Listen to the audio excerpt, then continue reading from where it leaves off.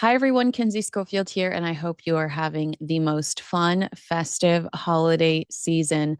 As we wrap up 2025, we are looking back at some of my favorite interviews, some of my favorite guests, and I know that you love and enjoy them too. So kick back, relax, and enjoy your Christmas holiday, your Hanukkah, all the things.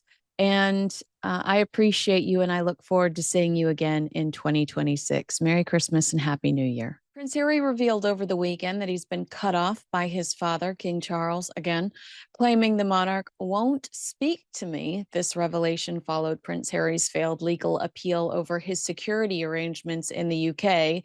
In his dramatic BBC interview, Harry also unleashed a series of harsh criticisms directed towards his family. Can I just say that that's what kills me the most? That the soundbite everybody grabbed for this was, I would like to reconcile with my family. Okay, well, the majority of the interview was angry. The majority of the interview was not a reflection of that one statement. You have to watch the interview in full, and you're like, that's not a guy that wants reconciliation. That's just a guy that wants his way. It's unfortunate that it's taken Prince Harry 40 years to learn the definition of the word consequences, but it was Princess Diana herself. This is my girlfriend, Maureen Callahan, that reminded me of this, that referred to her youngest son as thick. Here it was on full display. Harry said himself that he has no regrets. He doesn't regret it at all. He continues to take no accountability for his own destructive actions. Yet some are whispering that Harry has been desperately trying to connect with his father and brother through old friends and retired courtiers. Neither have taken the bait, but classic Harry to refuse to follow proper protocol.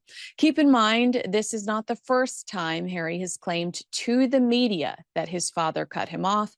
Meghan claims Prince Harry lost his father during their original Netflix series, and Harry told Oprah Winfrey back in 2021 that the king wasn't taking his calls, for it later to be revealed that Harry was allegedly calling to harass the then Prince Charles about money, with Charles reportedly telling the late Queen Elizabeth at the time, "I'm not an ATM."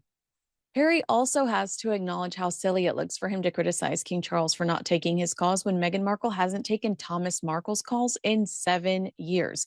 Think about all of the media Thomas Markle has done where he's like, I'm sorry, I miss my daughter. I'd love to meet my grandchildren. You know, Thomas did it first. Do these two ever have an original concept? He says that it's all about safety. But with a wife that insists on utilizing her HRH title despite promises to refrain, how much of this is actually about status and that just irritation he clearly has about not being as respected or seen to equal his brother, the future king, Prince William? Harry recently visited war-torn Ukraine. He visited Nigeria, Colombia, known for its role in the cocaine trade. These are extremely dangerous places, and you're telling me that your ultimate goal all the time is safety? Well, then keep your ass at home, bro. Harry asks for his father to step aside in the interview. He has. He's not involved. A palace spokesperson reinforces that by saying all of these issues have been examined repeatedly and meticulously by the courts, with the same conclusion reached on each occasion. Courtiers reiterating that it is constitutionally inappropriate for King Charles to insert himself in this situation. His hands are clean.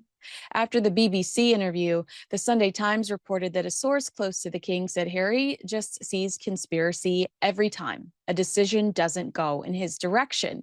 He's like a gambler in a casino who can't walk away.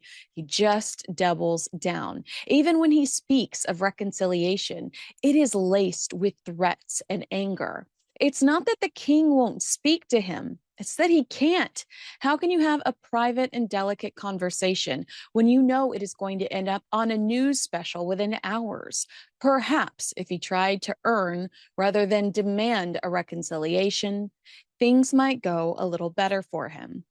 Now, surprisingly, the BBC, which spoke to Harry near his home in Montecito, like hours after the decision came down, did admit to a lapse in editorial standards over its coverage of the interview on Radio 4.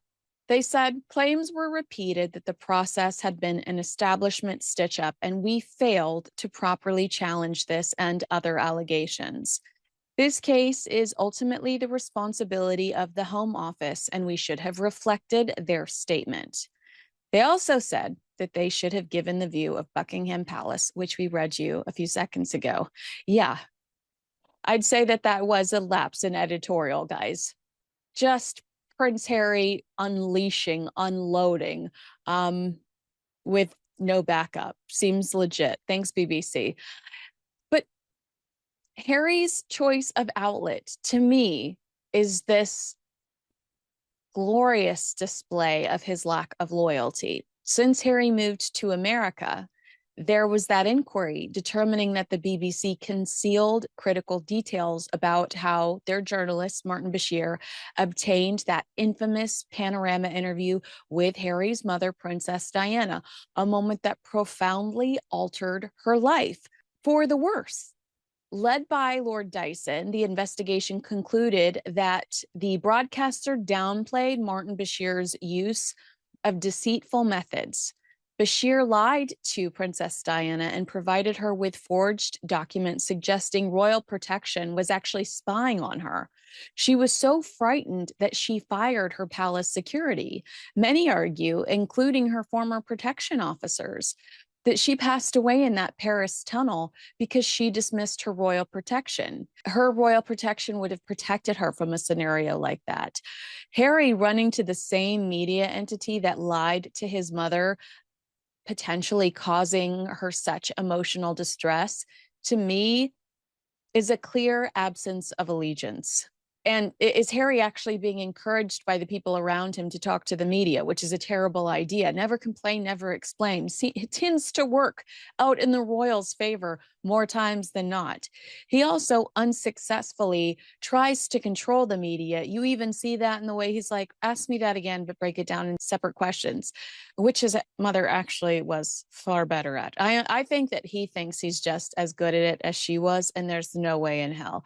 Harry and Meghan use false claims of victimization to manipulate and conjure empathy, but the Sussexes have been caught in too many porcupines for people to blindly accept their narrative anymore. These two have a wonderfully complicated history with their memories, which, by the way, some say is due to pot smoke. They say that if you smoke too much pot, you have issues with your memory. I'm just throwing that out there. And the truth, there were multiple historical inaccuracies in Prince Harry's books.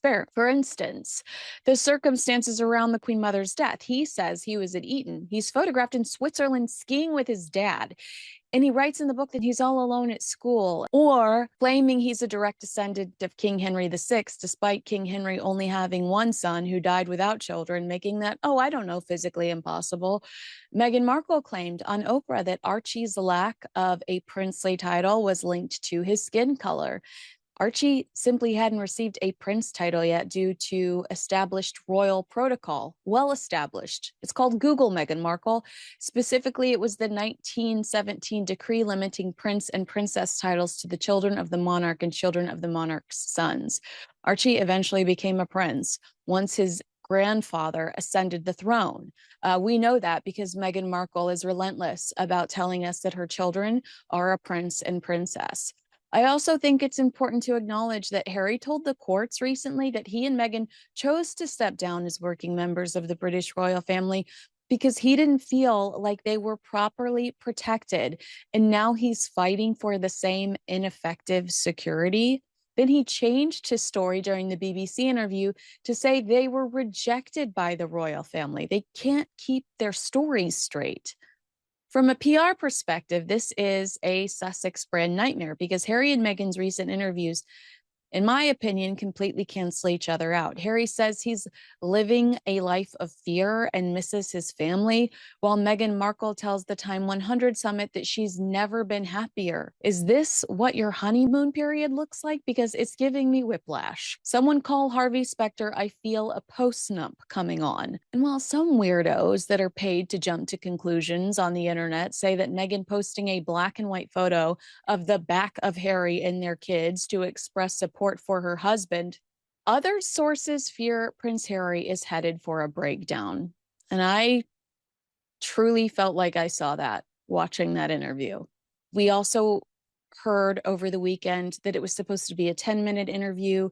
It was a 30-minute interview. Who's protecting this guy from himself? I mean, when Harry argues that he is still representing the UK and living a life of service, you have to laugh.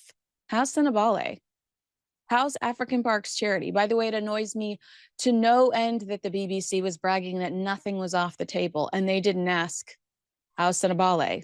How's African Parks Charity? This is the same man that wrote a book about his frozen Todger and experiencing his mother's presence in the room when he applied Elizabeth Arden cream to his hangdown, losing his virginity in a field behind a pub, taking drugs so potent he had dialogue with a trash can. Later, basically endorsing drugs in interviews to promote his book. Prince Harry is not a martyr, and he is not living the life of service that we do see from Prince William or the Princess of Wales, or even Edward and Sophie. Why would Harry receive regular risk management board assessments? He no longer lives in the UK. He's no longer their responsibility. He was told he would no longer receive these things if he stepped down as a working member of the royal family. He's asking for special privileges. This is a man that only started paying his own phone bill 5 years ago. I know he's used to getting what he wants, but he might want to pump the brakes when it comes to meltdowns on television. Those can be used against you in a nasty custody case, because eventually the honeymoon is over. This could have been a PR win for Prince Harry and Meghan Markle this week. They were so friggin' close, okay? On Thursday, Harry and Meghan are set to collect yet another award, this time Project Healthy Minds Humanitarians of the Year at the group's World Mental Health Day Gala in New York.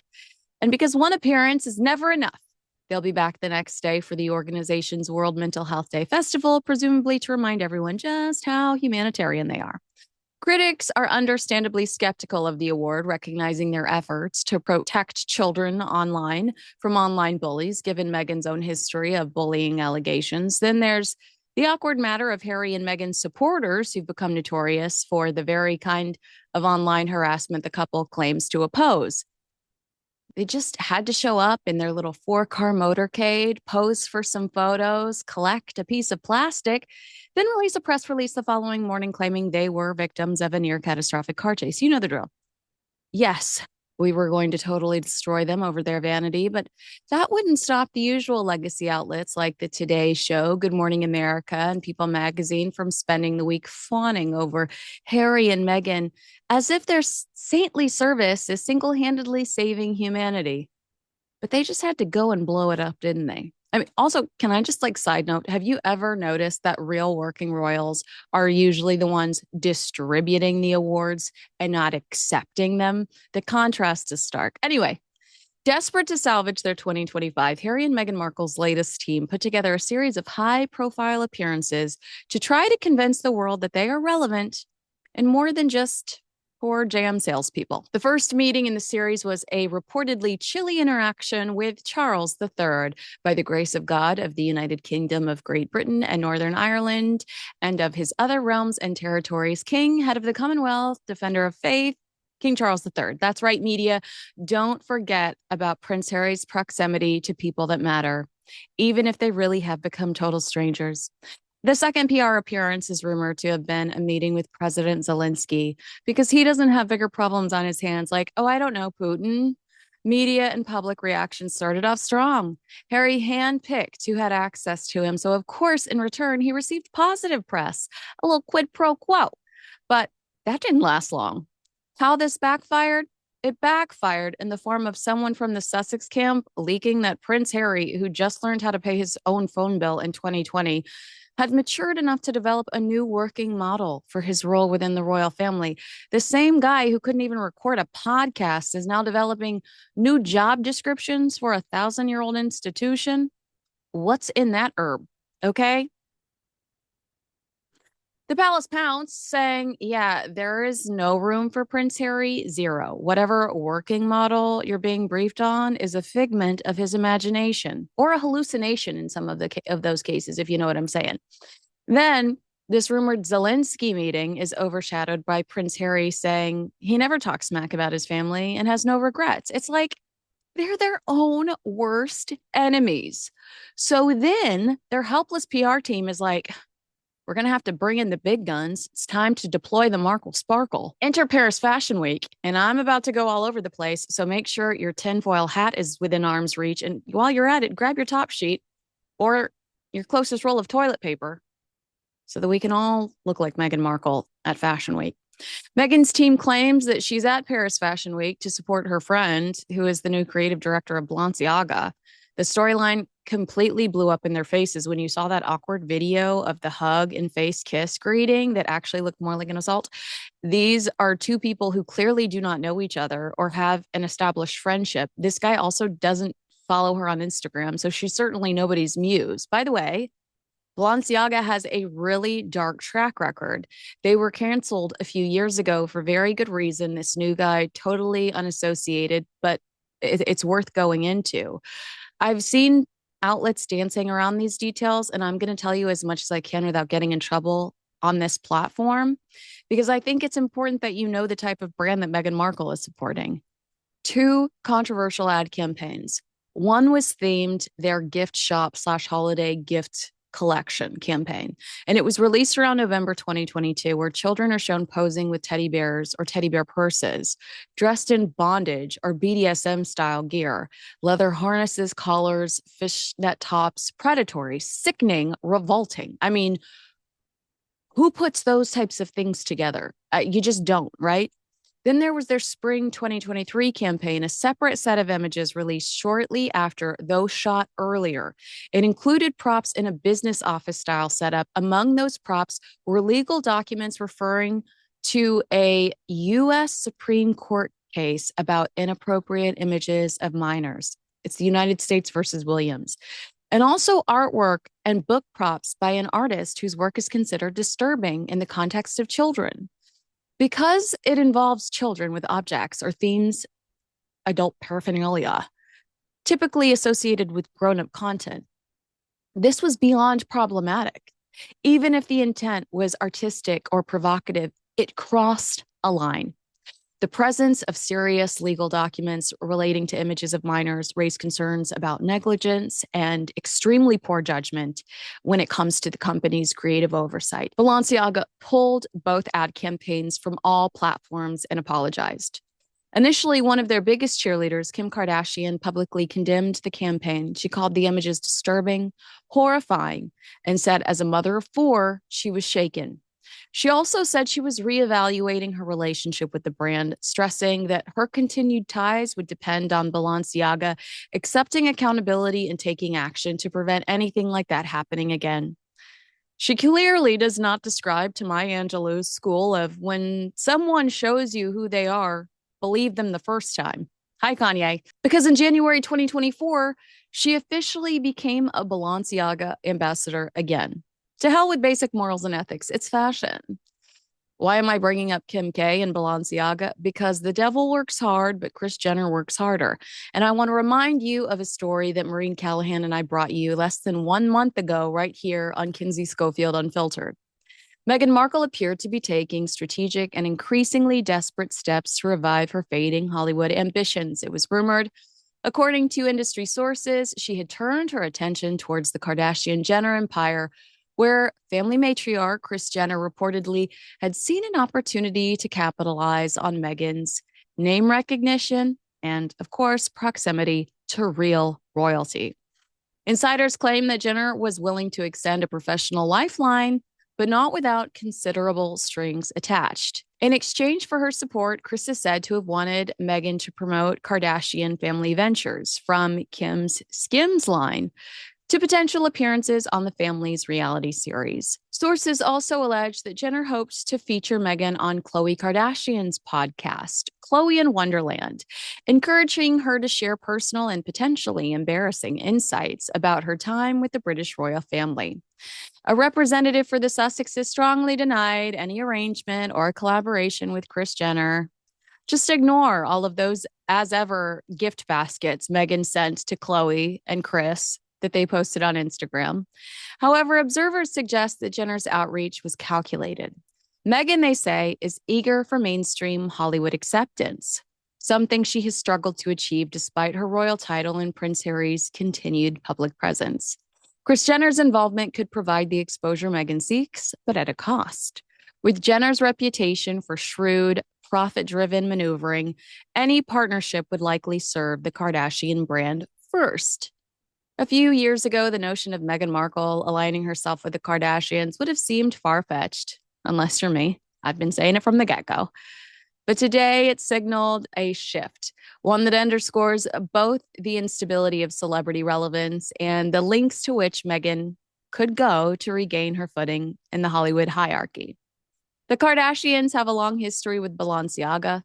I don't understand why there would be any other reason for Meghan Markle to be at that fashion show. I simply do not buy the story that Meghan is besties with the creative director. Sorry, not sorry. Meanwhile, I mean, honestly, you want to talk about friendship? They say that this white thing she wore, he designed specifically for her. Friends don't let friends walk out of the house in toilet paper. They just don't. Is that not proof enough for you? Meanwhile, critics are absolutely destroying Markle over the hypocrisy of accepting a Humanitarian of the Year award for protecting children while attending a fashion show for a brand accused of predatory behavior. I mean, you can't make it up.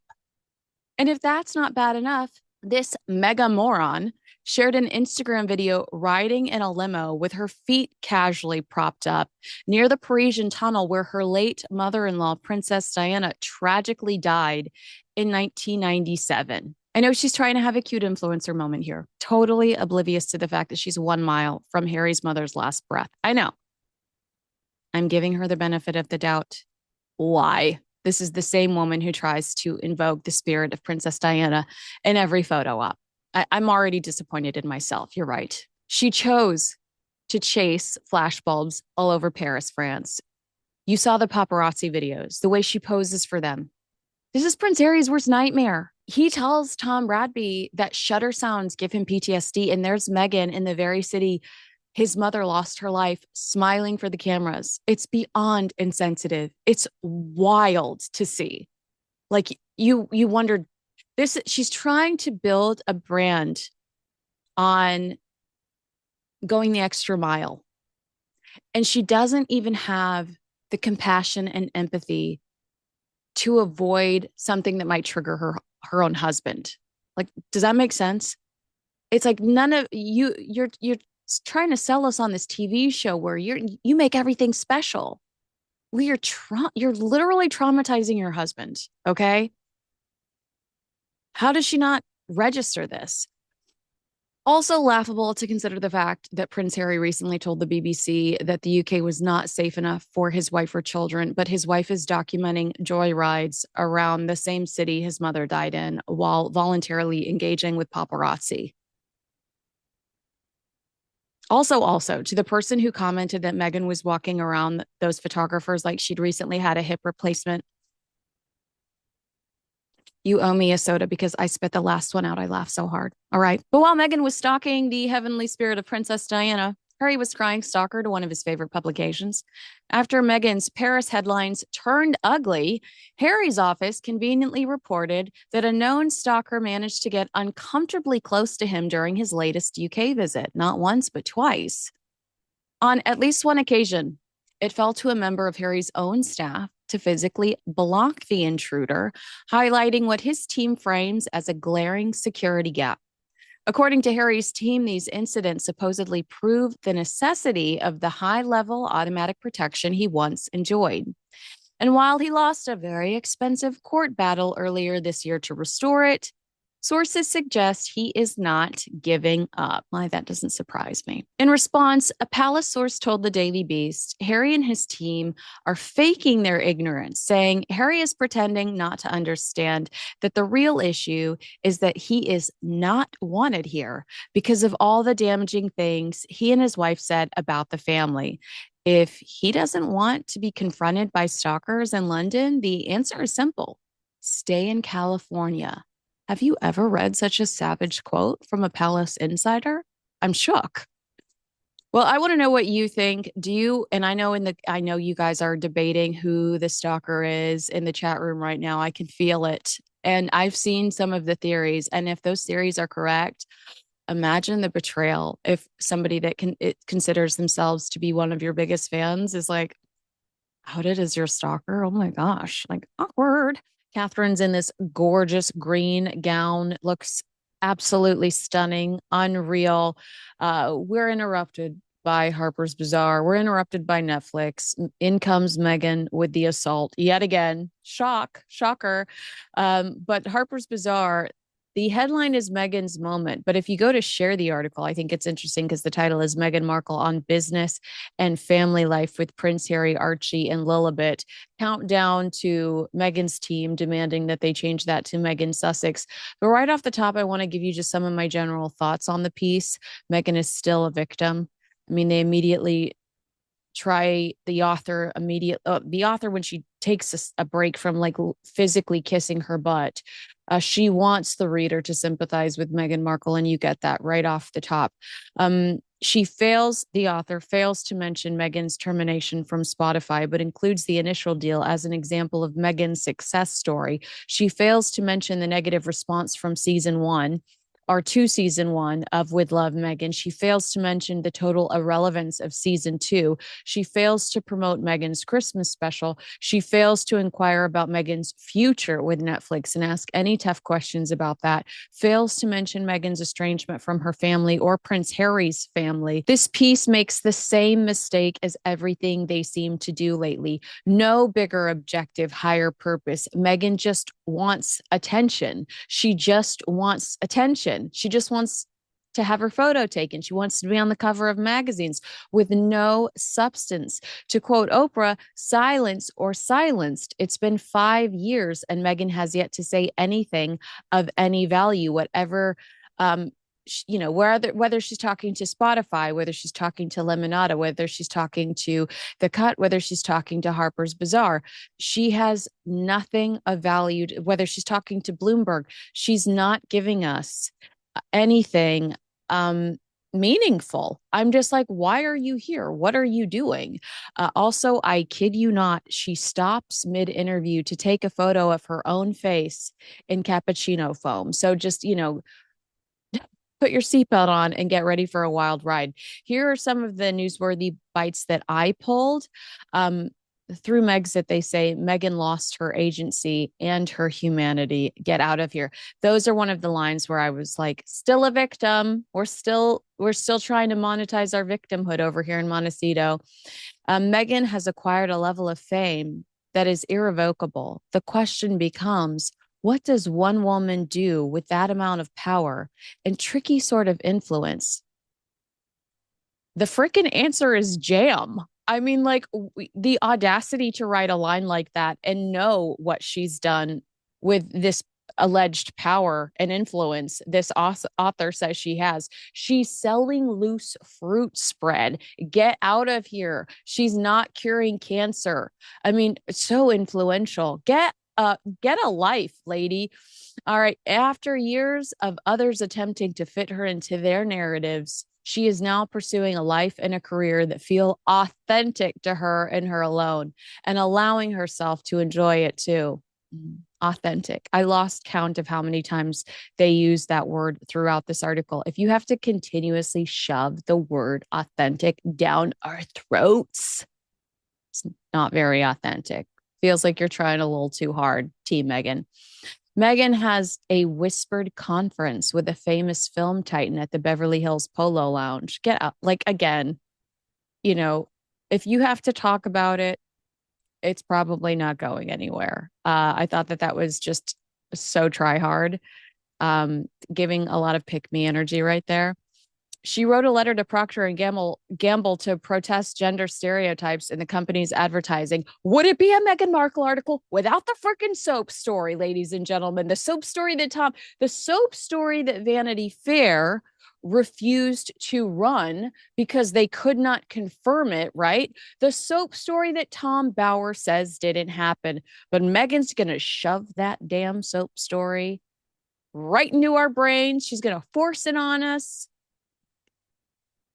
the soap story. I mean, this has to become a drinking game. Okay. And I don't drink, but if I did, I'd be tore up from the floor up by playing the Procter and Gamble soap story drinking game.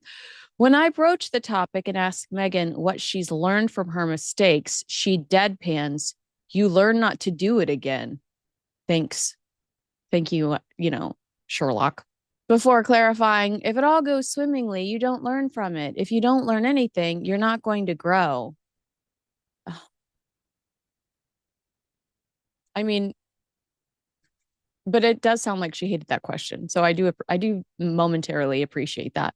Here's one quote that they like blown up in the article. "There's no such thing as perfect. I too get to make mistakes. There's also not a lot of fun in trying to be perfect. So why try to do that if you want to have fun?" This is the same woman that wears white while making spaghetti, okay? Like her one pot, one skillet spaghetti. Like, I'm sorry if I don't believe that she is not in the pursuit of perfection when she's wearing white in the kitchen with all sorts of sauce, with all sorts of Italian sauces. Okay. Um, but she has permission to make mistakes. Go for it. But if you are going to spend the first few years of your life in the United States trying to humble other people and trying to put other people in their place, or trying to call other people out for what you deem inappropriate behavior, the British royal family Oprah Winfrey interview, then get ready for people to hold you accountable too. Sorry, not sorry. Another quote from Meghan: "I think the moment that you start making all of your personal decisions based on your external judgment, then you lose your authenticity." There's another A word coming from the A word. There's another A word. Oh, here's a classic Meghanism: "If you overwork the dough, it's not going to rise." Silence or silence. That's what we get from this woman. If you overwork the dough, it's not going to rise. Oh, thank God. Thank God Meghan was freed from the British royal family and their the jail bars, the duct tape over her mouth in the British royal family, so she could say things that are so meaningful, like, "If you overwork the dough, it's not going to rise." The author says, "When I ask Meghan what she hopes her kids see when they see her working, she tells me, I hope they see the value of being brave," because jam is so brave. Because loose fruit spread is the kind of courage that we should all aspire for. I hope they see the value of being brave. They say it, or they saw it when the jam was just a pot on the stove bubbling. When you're young, she adds, I think you are a little bit more fearless. As we get older, we lose some of that. Another genius moment from Meghan Markle. Wow, I've never thought about how we're fearless when we're young, and as we get older, we start to understand consequences. Except this woman does not understand consequences. Let's be honest. She has yet to master that. Um, oh my gosh, I cannot even believe this is coming out of my mouth. And this was one of the favorites between me and my royal besties as we were WhatsApping this interview. "We're in a grand brownstone on the Upper East Side that belongs to one of Meghan's friends. When I enter, the house manager announces, 'Meghan, Duchess of Sussex,' even though we appear to be the only other two people in the house." Oh my God. Crickets, crickets at what an idiot you look like, woman. And this entire article, she's totally kissing Meghan's butt. But if I were Meghan's team, I'd hate that this was left in. If I were Meghan's team, I'd be like, we should have asked that be removed. I don't know if they have that kind of power. It felt like they had that kind of power throughout the majority of the interview because there's so much butt kissing. But that is one of the worst representations of Meghan throughout the article. Another quote from Meghan: "You find different ways to protect yourself, whether that's self-preservation or it's just growing up." I don't know what that means. She puts her hand on her heart when she talks about her husband. "He loves me so boldly, fully. And he also has a different perspective because he sees media that I wouldn't," she says. "No one in the world loves me more than him, so I know he's always going to make sure that he has my back." If somebody asked me about my significant other, I feel like my reaction organically would be like, I love him so much.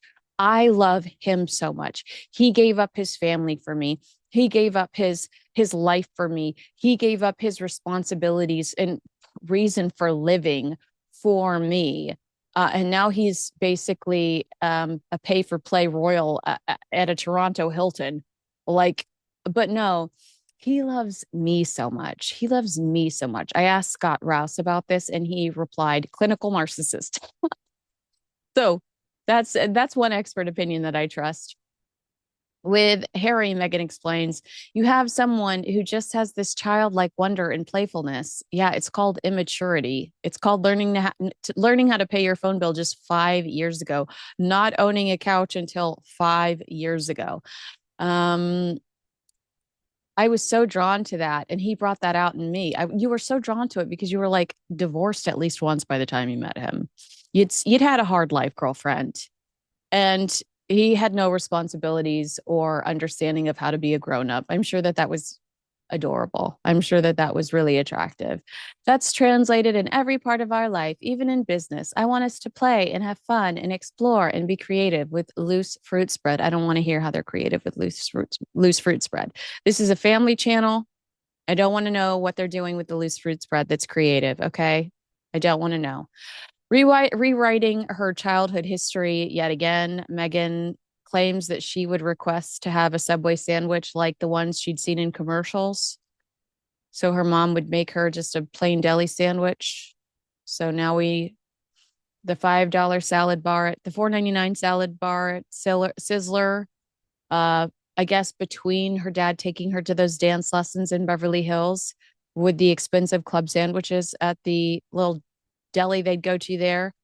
Meghan is now trying to be relatable with a Subway shout out. So that's adorable.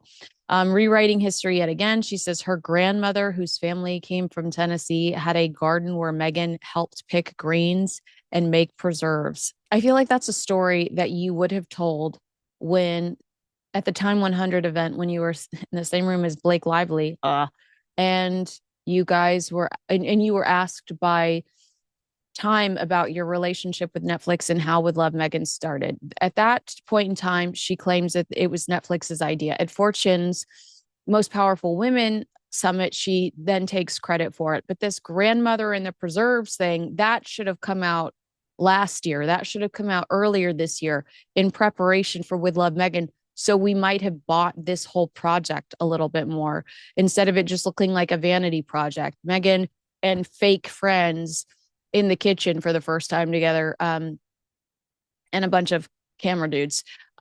I don't believe this story for a second. I didn't read this story in Andrew Morton's book about Meghan. I didn't read this story in Tom Bower's Revenge. I don't believe that this story at all. I think it's completely made up, and I think she's lying. That's my personal opinion.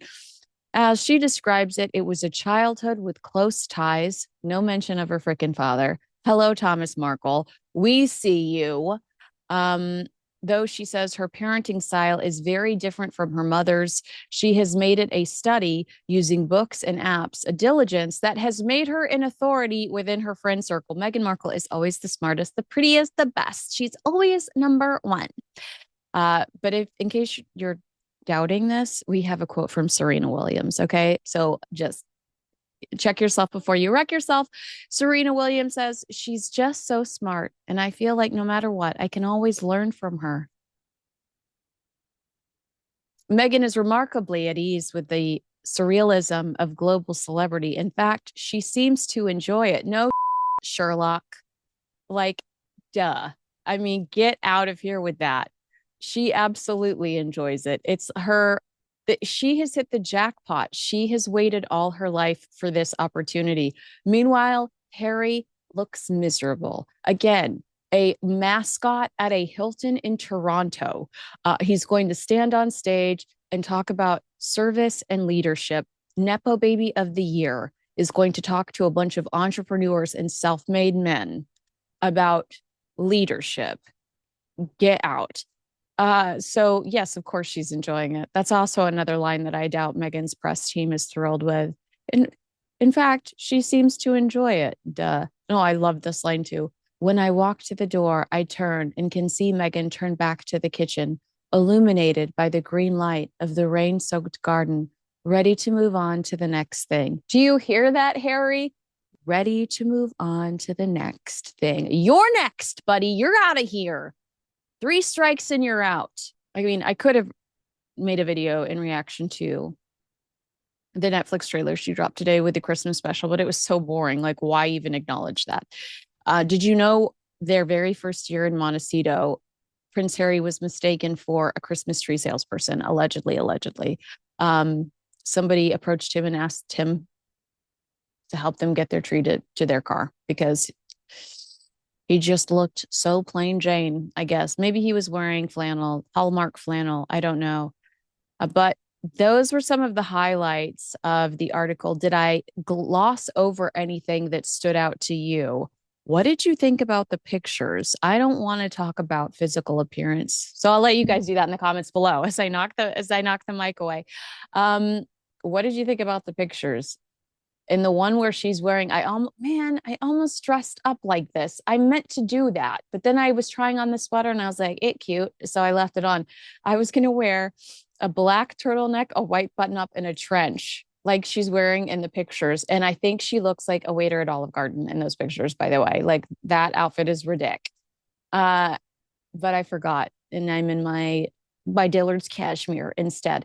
Um, but let me know what you think about the pictures, the article. Do you get what I'm saying? How like there's still no substance there. Like, did you feel like you knew Meghan Markle any better?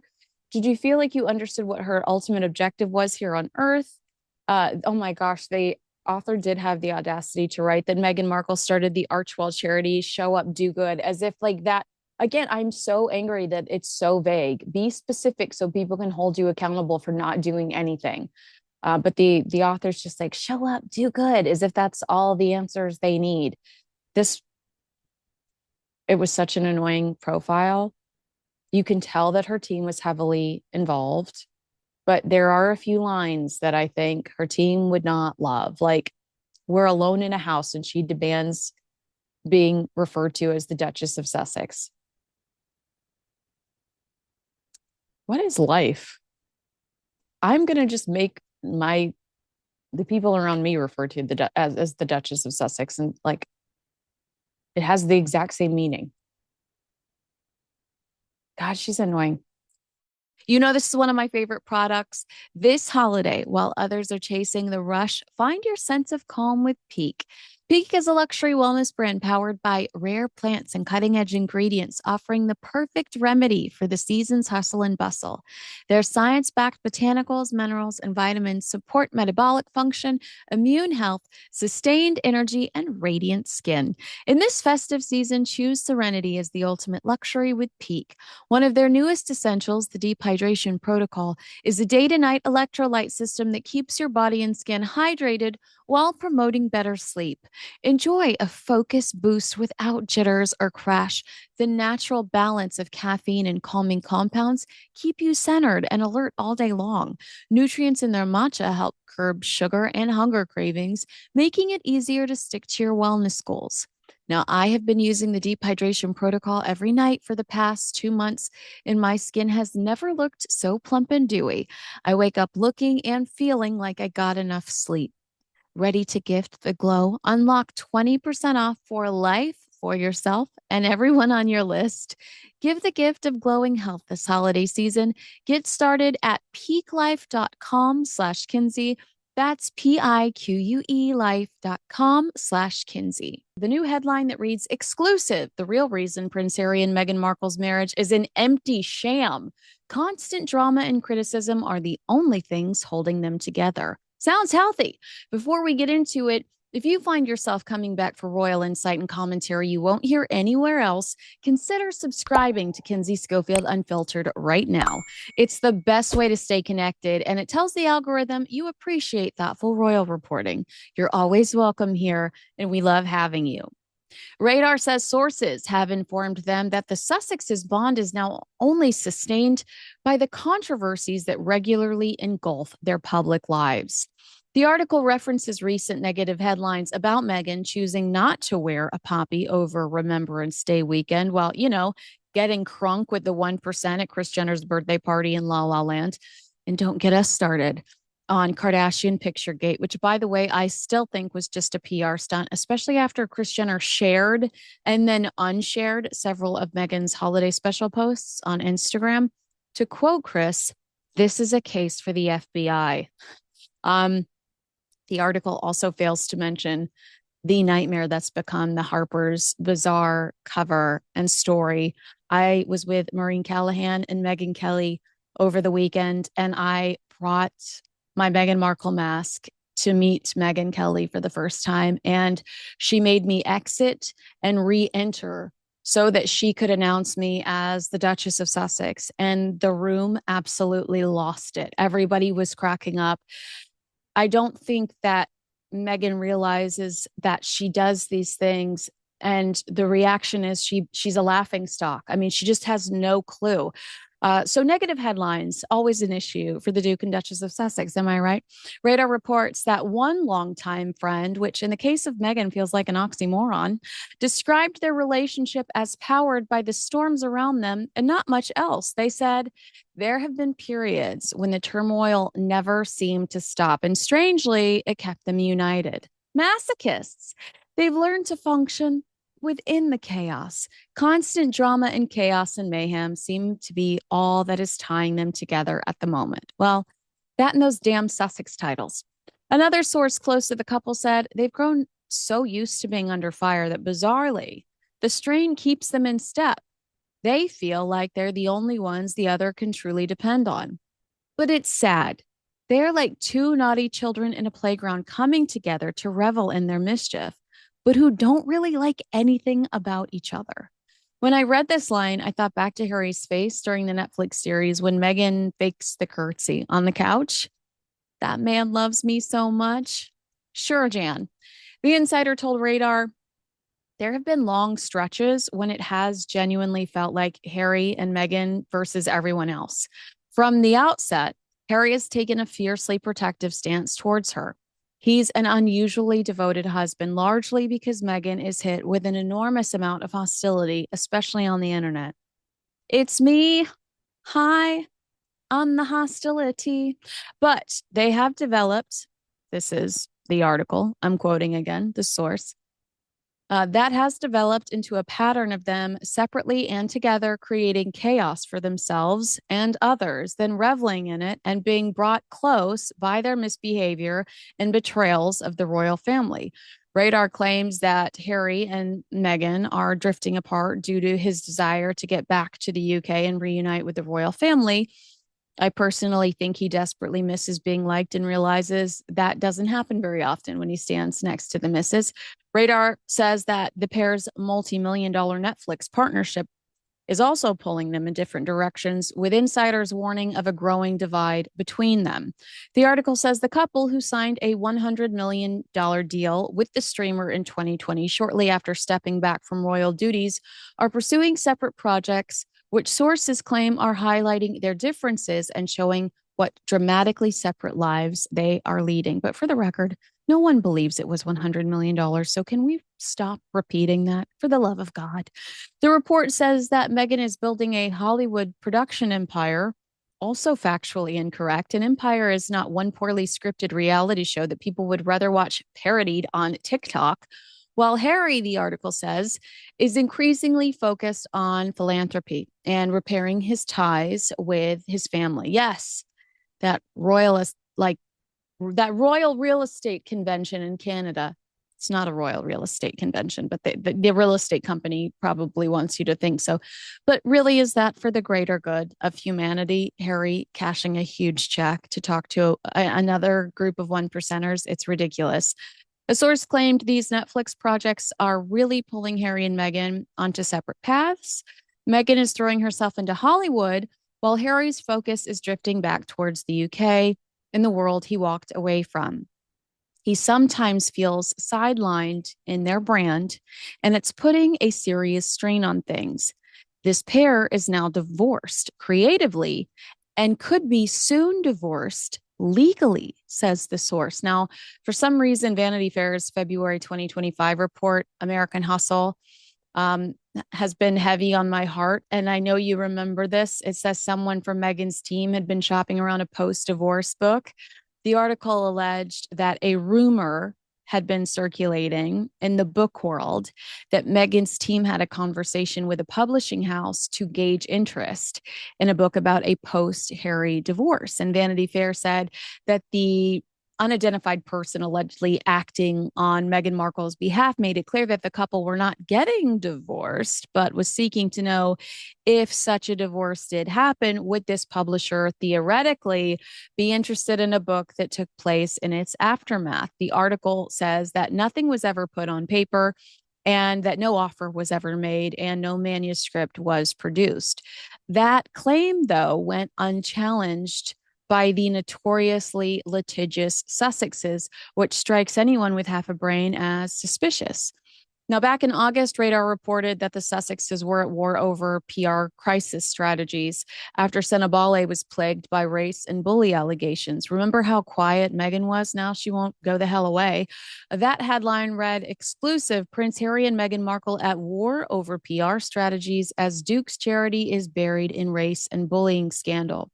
An insider told the outlet that Harry and Meghan feel like there's a coordinated effort to destroy them, and it's now tearing them apart. Hi, guys, it's called karma. Radar reported the diva Duchess of Sussex is embroiled in fresh bullying allegations that have sparked huge tensions between the couple over how to manage the fallout. The article suggested that Dr. Sophie Shandaka and Senabale, who accused Meghan of bad behavior in the media, wreaked havoc on the Sussexes' household. The source said they just can't seem to get a break. It's crisis after crisis for them at the moment, and it's causing huge arguments.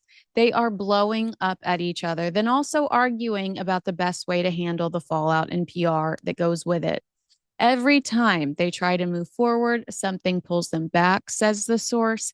Harry is determined to rebuild their public image, but once the bullying accusations within his charity popped up again, it felt like they were back where they started. Radar reported that Prince Harry felt like he was caught in an endless wave of negative publicity, while Meghan was angry about the state of their brand as well. Now, the August 2025 results from YouGov's Royal Family Favorability Tracker confirmed the Sussex brand decline. Prince William led the pack with a 74% approval rating at the time, closely followed by Catherine, Princess of Wales, 71%, Princess Anne holding strong at 70%. Those numbers have actually since improved despite the Andrew drama. Contrast back in August, Prince Harry was viewed positively by only 28%, while Meghan fared even lower at 20%, ranking only slightly ahead of Andrew Mountbatten Windsor at the time. Today, Prince Harry and Meghan are still seen negatively by most Britons, with the public seeing Harry negatively by 58% and Meghan by 66%. When it comes to the PR wars, a source told Radar they have different ways they want to deal with the optics of their scandals. Meghan always wants to fight aggressively. She's passionate about defending herself and correcting the narrative, while Harry prefers to be more careful. We see that in the Harper's Bazaar interview. We see that in The Cut. We see that every time. We see that with Bloomberg. Every time Meghan Markle sits down with somebody, it seems like she's trying to settle scores when it comes to the media. The Radar article says she reacts by going on the offensive, but he just wishes the whole thing would stop. Back in July of 2023, Radar started to document tensions within the Sussex compound. They originally reported that Harry and Meghan were taking time apart to heal and rebuild their bond. They're trying to figure out what hit them. Harry doesn't fit into Meghan's tacky Tinseltown world, a source told the outlet, adding that he's hoping to find himself. I don't think he has located himself yet. Between the palm trees and the pot plants, I think he's still searching. Around the same time, Heat magazine reported, after a disastrous few months for the couple, we're told Meghan's feeling frustrated at her fall from grace, and Harry is in the firing line. Friends of the Sussexes told Page Six that the rumors weren't true, but Meghan was suspiciously upset throughout Prince Harry's promotion for his book, Spare. Have you ever noticed that she's never there when you feel like he would need her? Heat reported Meghan can now see that whether it's fair or not, they are being viewed as these professional whiners. And it's not as simple as her distancing herself because she has to be seen as fully supportive of Harry. She's now regretting that she wasn't more hands-on or involved when he was putting his book together. Sources told Heathis the Sussex's professional failures are something that causes drama inside the home. And this was after Rolling Stone wrote that piece titled Meghan Markle and Prince Harry are in their flop era. Wow, that was quite the headline at the time. It was reported that Prince Harry was mortified by the blowback over their projects and is insisting, this is what, in 2024, he won't tolerate another show business disaster. Did someone say polo? Hollywood is glam and glitz on the outside, but the real stars have worked hard for their success, a source told Radar, insinuating that Meghan's success comes through, well, marrying a prince. The insider explained if the public doesn't like you, they won't get behind you. And no matter how much money you throw at the problem, it just won't go away. The hits keep coming for the Sussexes, said the source, which is absolutely true when you consider an October 2024 headline from the same outlet, quote, Harry and Meghan divorce rumors reach fever pitch as insiders admit Duke and Duchess of Sussex are leading very separate lives and will continue to do so. In the past, Harry and Meghan were known for their joint efforts in promoting charitable causes through their foundation, Archwell.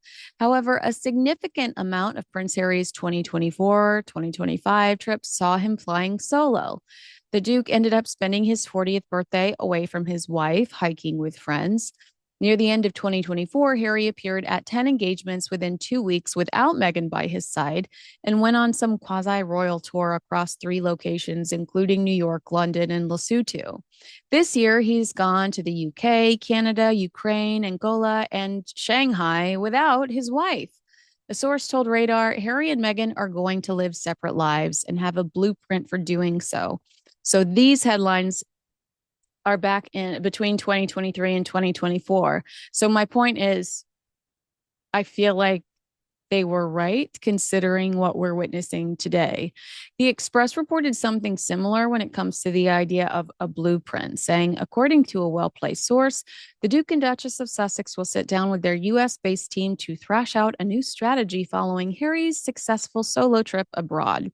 Harry and Meghan are still focused on moving forward as a unit, but will undertake more solo engagements to shine a light on their own interests.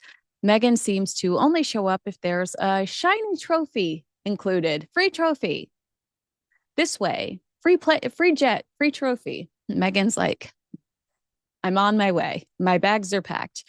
The Express reported Harry is due back in California this week, and a debrief is expected following his travel, said a source. There's a lot to discuss, so the team has been summoned for a meeting towards the end of the week. The success of Harry's solo endeavors has shown that a new strategy might be needed. But Radar has warned for years now that it's deeper than the professional separation, that Meghan solidified throughout 2025 with the launches of With Love Meghan, As Ever, and Confessions of a Female Founder, to name a few. I mean, now she's also playing herself in movies. An insider told Radar they have been drifting apart for a while, with Harry's desire to return to the UK, where his old drinking buddies are, and with his hope to return to the very comfortable fold of the royal family, putting a real strain on their marriage. He's hated their bid for stardom with Netflix and Spotify getting pulled and them ending up ridiculed, and he's starting to miss England. He used to love going to the pub and playing sport with his pals, and the life Meghan wants to lead in LA couldn't be further away from that and would seem alien to any blue-blooded Englishman, as it's all about juicing and yoga and somehow jam. The source said his plans to pursue his own activities and tours away from Meghan is the first sign they are effectively on a trial separation while they work this out. Our friend Hugo Vickers contributed to the conversation in an article titled, Ruthless Meghan Markle set to give henpecked husband Harry the chop after she butchered ties with dad and royal family before axing her closest friends. That's a mouthful. Quote, as rumors explode, the pair have secretly separated. Royal biographer Hugo Vickers told Radar, people usually act in character, and they usually act on form. Hugo said, I hate to say it, but her form is that she dumped her father. She dumped her first husband. She dumped her Canadian chef lover. She dumped Jessica Mulroney. She then dumped the entire British royal family. So, who's going to be next for the chop? I think inevitably, probably Prince Harry. And there will come a time when she will think that she doesn't need him.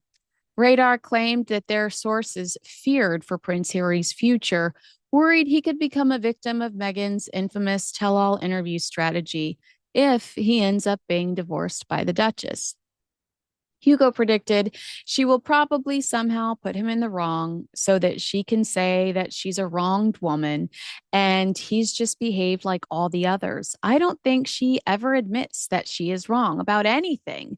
But I feel very sorry for Prince Harry because I think he's in a very difficult place at the moment. I think he's been for some time. I don't think that her projects have done Harry any good. A separate Meghan Markle report on Radar this weekend legitimizes Hugo's fears that Meghan makes everything about her, rewriting history, is always the victim. Radar spoke to LA residents that were angry with the way Meghan continues to try to use the Rodney King riots as her origin story. An origin story that Thomas Markle, her father, completely debunked in Tom Bower's Revenge. Meghan called the riots cinematic in Harper's Bazaar. This is another story, along with the soap story, that Meghan is determined to shove down our throats. Meghan, Radar points out, grew up a significant distance away from the actual riots in a nice upper middle class neighborhood. She even admitted in the past that her neighborhood was so posh that neighbors assumed that her mother was her nanny. One LA based source told the outlet, in reaction to Meghan talking about seeing the riots, the looting, and ash falling from the sky like snow. Meghan says, I saw ash falling from the sky. Those who were there saw fear, violence, poverty, and boarded up stores. And it's the way Meghan almost narrates it like a movie voiceover, of course, giving herself the starring role. Another critic said Meghan always frames events through how they shaped her, not what they meant to the wider community. That's what grates about this. One Hollywood publicist said she wants gravitas, so she retrofits and exploits huge trauma to make it sound as if she carries serious trauma. The problem is everyone in LA over 40 remembers those days, and the city has a long memory. You can't turn the riots into an origin story when it had virtually nothing to do with you. That quote is so accurate. I even see this in the way she cosplays Princess Diana, trying to force these traumatic reminders on the public through similar clothing and poses. This woman is a trauma tourist, a grief groupie, and a chaos connoisseur. It's sick. In a 2024 Radar article that seems to mirror 2025's events, they quote another insider saying, this hasn't been a good year for Harry and Meghan. Everything they touch has gone wrong and it's reached a boiling point. That press she got about being a dictator in heels and yelling at florists would have been the last straw for anyone. But what's put things in perspective for Harry this last year has been all the health shocks coming out of the palace. Almost overnight, he and Meghan's concerns seemed frivolous and irrational. Yet, the Sussexes haven't publicly supported any cancer charities in the last 24 months. The outlet claimed that multiple sources referred to Harry as a henpecked husband. I'd never heard that phrase before, but I looked it up and it gave me a little bit of a giggle. And don't get me started on Meghan's bizarre reaction in interviews about Harry, telling Jamie Kern Lima, that man loves me so much, telling Harper's Bazaar, no one loves me as much as he does, which, I mean, can that be very hard? We've seen your YouGov favorability ranking, girlfriend. And according to Ranker, you're the most disliked celebrity of 2025. You also managed to win the top spot in 2024. So congratulations on the hot streak. And when Harry's asked about Meghan, have you ever noticed this in interviews? All you see is fear and anxiety. He does not gush. He immediately goes into how unsafe she is. Glad to see she made it through Paris Fashion Week unscathed, bro. I know that you probably watched some of my interviews recently with Tom Bower, author of Revenge, who's releasing a brand new book in March of 2026. And this isn't like a continued version of revenge, like Revenge Plus Some. It's a brand new book full of everything post revenge and what Harry and Meghan have been up to lately. And in the spirit of that, one of the last times I sat down with him, I built this timeline. Uh, I'd say highs and lows, but we're primarily dealing with the lows here. Okay. So you're going to hear about some of those events again. We're going to rehash a lot of what we rehashed over the last 12 months. Why? Because this is what I do. This is literally my job. This is my beat, the Harry and Meghan beat. And every day I'm talking about the latest scandal, the latest drama, the latest fail. And those fails have increased with Meghan's willingness to give us access to her over things like social media, over her reality show. You know, having covered her for several years now around the clock, I would say that 2025 professionally is one of the worst years for her. Does it compete with the loss of Spotify? In a way, yes, because I think she lost Netflix. I've seen that it hasn't been blatant, but I've seen it in multiple examples. For instance, Meghan appearing in an Amazon MGM film. Why would she not make a cameo in a Netflix series? Meghan and Harry appearing on a Hulu special. Why would they do that and not give that special access to Netflix, considering the amount of money Netflix has given them previously, just as a show of loyalty? Um, so I do think that we had a similar loss this year financially, but not in the same humiliating way that Spotify, ooh, Bill Simmons and Spotify did. Effing grifters is what he called them. But we're going to go through this timeline together. I'm probably going to go off script a couple of times because I'm going to have a random memory of something that it reminds me of or something else we covered. So put on your seatbelts. But let's jump into January 1st, right? Meghan made a surprise return to Instagram with a post of herself on a California beach, slow motion, Baywatch style. She's going to write 2025 for the 15th time because we can see how she's rehearsed it all over the place. However, it wasn't much of a surprise because Meghan had been holding on to that @ handle and creeping around Instagram for years. Perhaps she was trolling. Who knows? She teased her return in The Cut back in 2022, saying she might return to Instagram. Like, I have a secret. I might return to Instagram. Okay. It's not a secret if you tell somebody that's going to publish it in a magazine. This was a bit of a PR nightmare that I don't think blew up in her face as much as honestly it should have.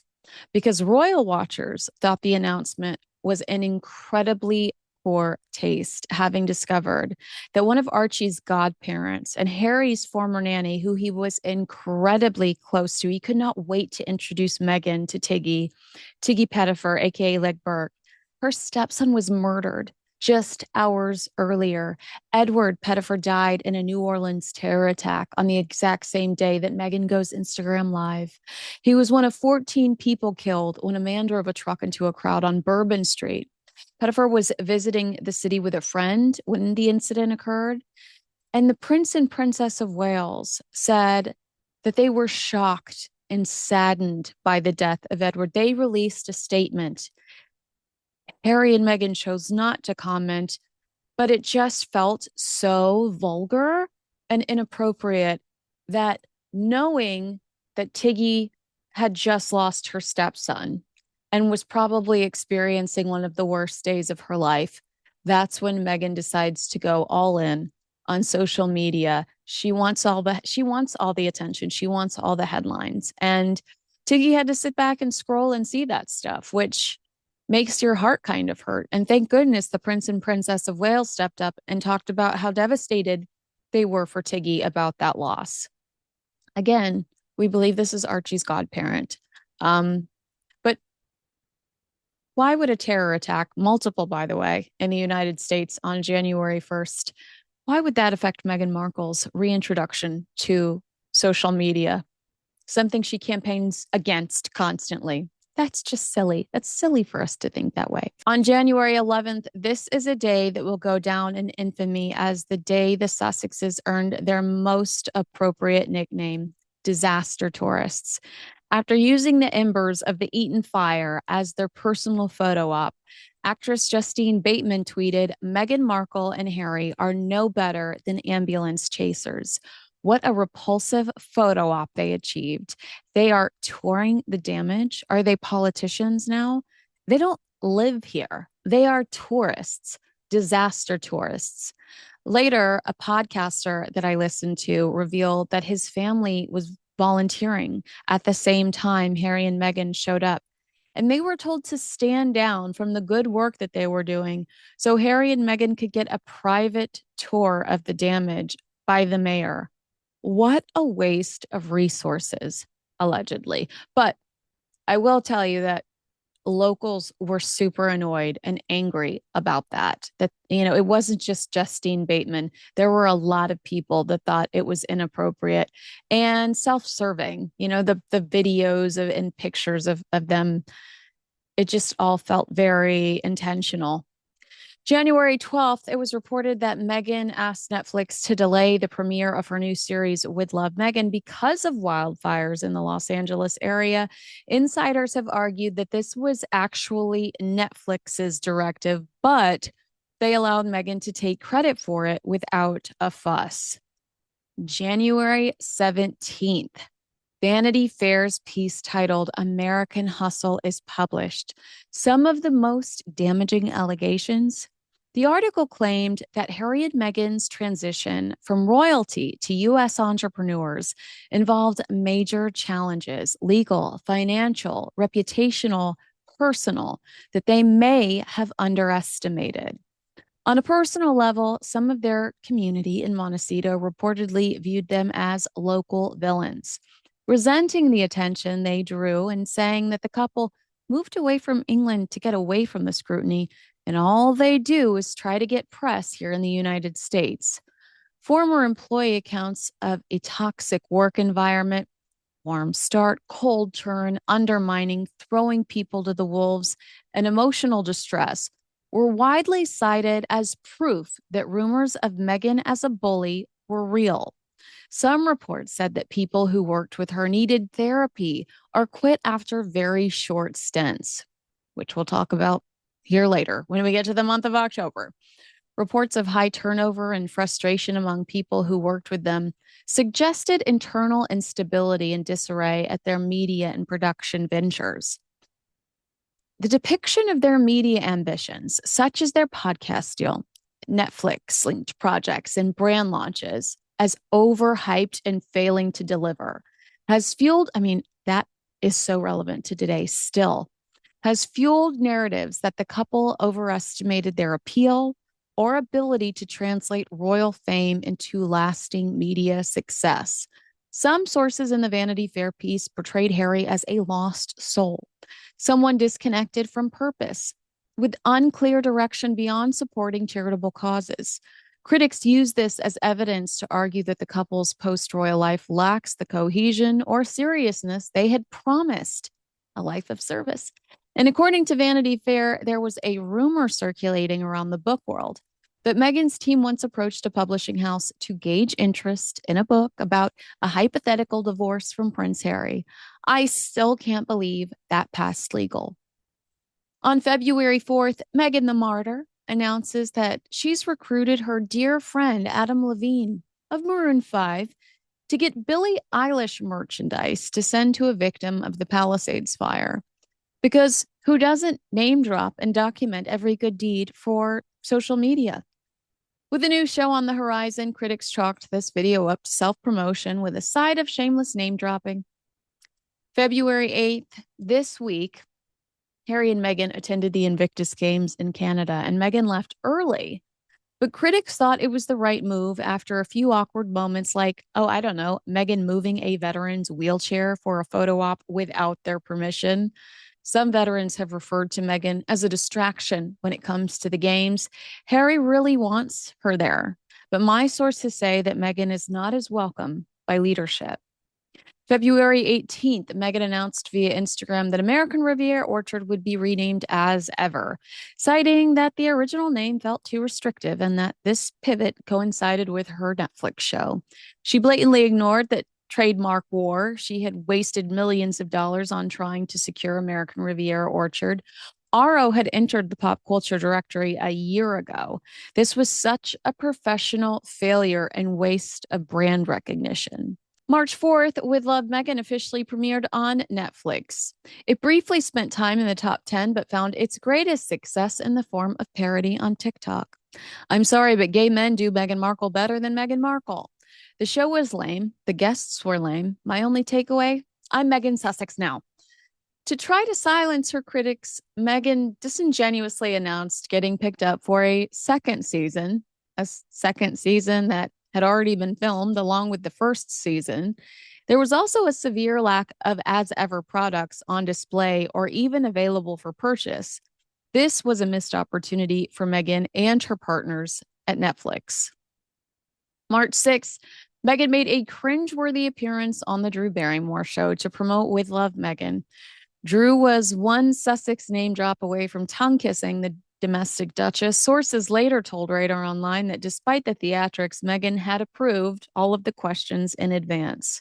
How authentic. Authenticity. It's so important. March 13th, Meghan announced a new podcast, Confessions of a Female Founder. It was to launch April 8th, and it focused on conversations with women who founded different companies.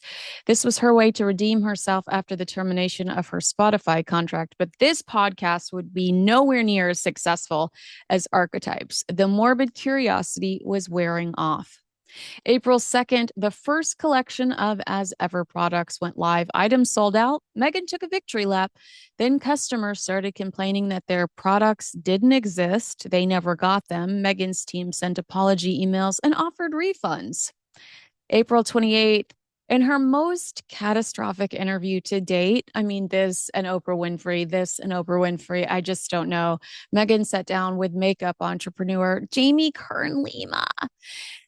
In the conversations, she said she was done with the prove it game, referring to societal and social media pressures to prove her worth as a public figure. Tell that to the Meghan that sat down with Bloomberg and Fortune this year.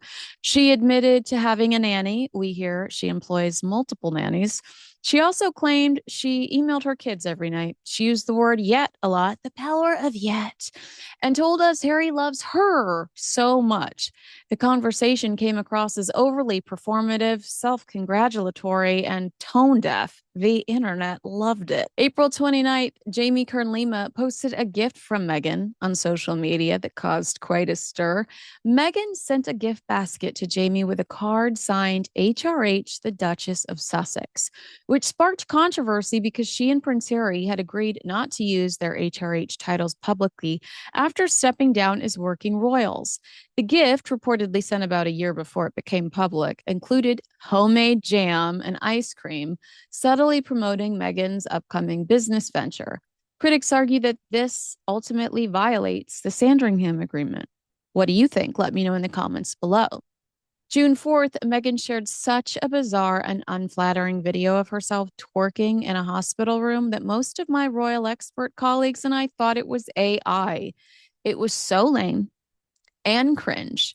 And it told us everything we needed to know about her. This is not a woman who values privacy. She thrives on attention, even if that attention is negative. June 10th, Brooke Shields reflected on her South by Southwest panel appearance with Meghan during a conversation with friend India Hicks, who also happens to be King Charles III's goddaughter. In the now deleted podcast episode, Shields said Meghan came across as too precious when retelling childhood stories about advocating for women, including the well-known anecdote about writing to a dish soap company at the age of 11 over a sexist commercial. Shields contrasted Meghan's self-described early activism with her own childhood spent playing a prostitute in Pretty Baby, joking about the stark difference. The interview has since disappeared from the internet, with the original link now redirecting to a page not found notice. July 1st, Meghan launched her first Napa Valley Rosé wine, on which is Princess Diana's birthday. I reported that Prince William and those close to him found this very insensitive, considering the fact that, according to an autopsy report, Princess Diana died at the hands of a drunk driver. But why would Meghan Markle care? Why would Meghan Markle let that interrupt her day? or her launch. I mean, how many examples do we have this year alone of Meghan Markle not caring that her behavior is insensitive? We haven't even reached peak insensitive with Meghan's feet on the seat as she passes the tunnel, but we'll get there, okay? August 6th, the Salmonella scandal is in full swing. Dr. Sophie Shandaka made headlines with claims that her dispute with Prince Harry began in April 2024 when she refused his team's request to publicly defend Meghan Markle after a video went viral of Meghan moving Sophie out of a photo position.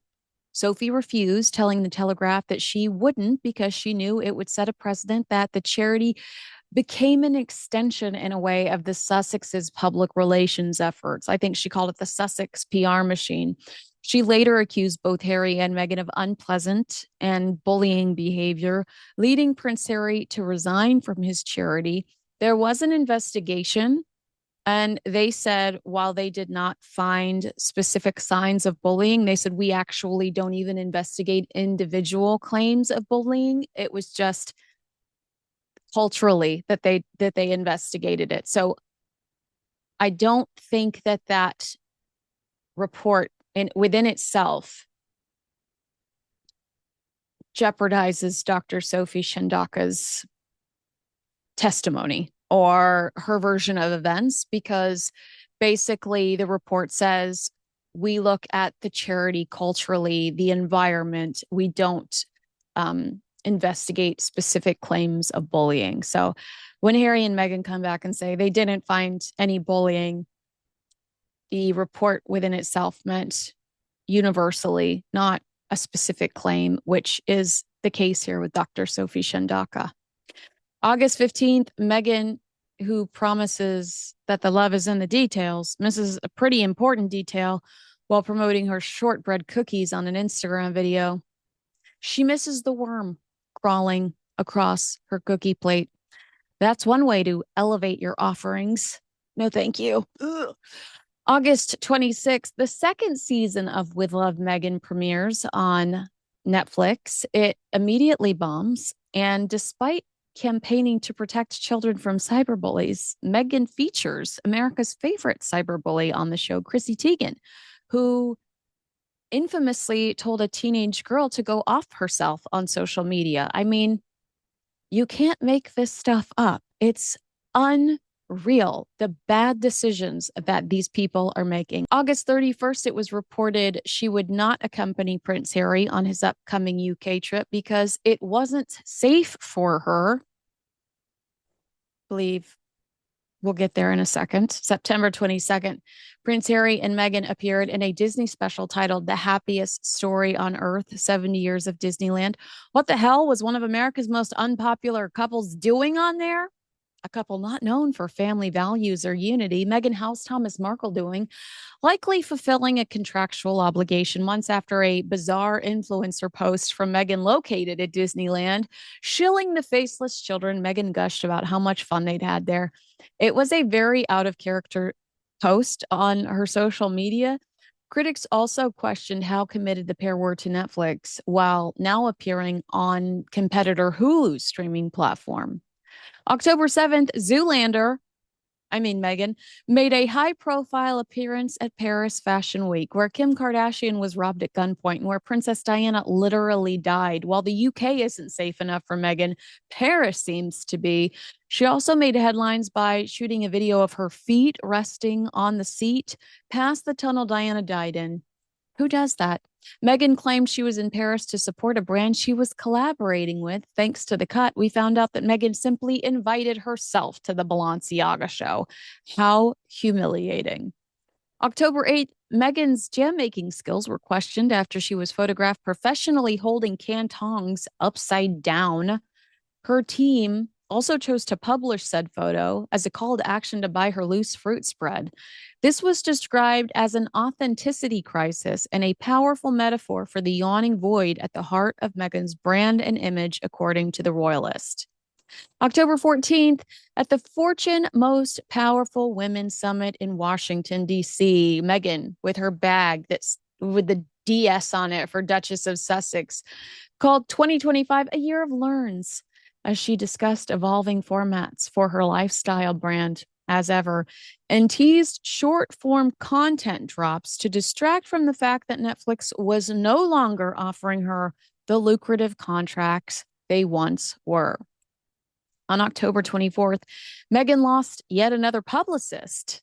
We were talking about we're talking about in that Vanity Fair piece, them burning through people. And here we are at the end of the year, still burning through people. Her 10th in 5 years after her latest hire resigned 3 months into the role. Emily Robinson, a former senior director of publicity for Netflix, who previously worked on The Crown, was appointed as director of communications in June to oversee media strategy for Harry and Meghan, but mysteriously left in October. October 30th, Prince Harry and Meghan were booed on the Jumbotron at Dodgers Stadium during Game 4 of the World Series. Dodgers lost, by the way, jinx. This very public appearance was in the middle of chaos surrounding Andrew Mountbatten Windsor and was seen as a betrayal by some baseball fans in Canada who'd seen multiple pictures of Meghan Markle in a Blue Jays cap online. And then Harry rooting for the Dodgers while his father is king of Canada. Harry later offered a very half-assed apology, basically saying, hey, the tickets were free from the Dodgers side, telling us everything we need to know about their complete lack of loyalty. November 11th, Photogate enters the chat. The Kardashian photos of Prince Harry and Meghan Markle from Kris Jenner's 70th birthday party were deleted off social media, allegedly to avoid negative press. LOL. Good luck. Sources suggested that Harry and Meghan wanted the photos removed because the party was so close to Remembrance Day in the UK. Try not partying so close to Remembrance Day. I feel like it's so simple.